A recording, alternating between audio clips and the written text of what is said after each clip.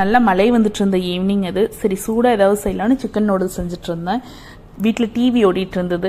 சரி 2 கண்ணு உனக்குன்னு சொல்லி கிச்சனுக்கும் 2 காது உனக்குன்னு சொல்லி டிவிக்கும் கொடுத்தாச்சு. டிவியில் ஒரு சீன் போயிட்டு இருந்தது. 2 குட்டி பசங்க சண்டை போட்டு ஒருத்தனை அடிச்சிட்றான். அடி வாங்கின பையன் அழுதுட்டு போயிடறான். அடித்த பையனும் பயங்கரமாக அழறான்.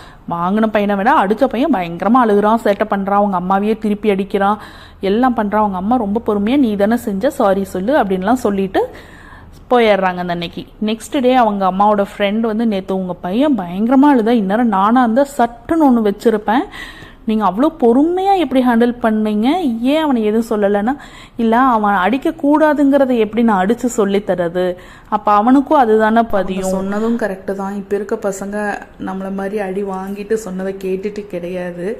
நீ இப்படி தானே பண்ணின, அப்போ நானும் அப்படி தான் பண்ணுவேன் அப்படின்னு சொல்கிறாங்க. ஸோ கொஞ்சம் கவனமாக தான் இருக்க வேண்டியதாக இருக்குது.